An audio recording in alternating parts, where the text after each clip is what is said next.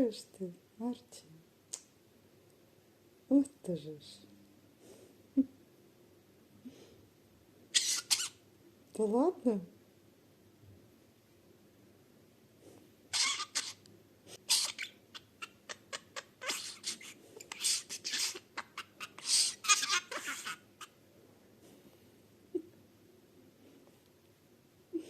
Арти.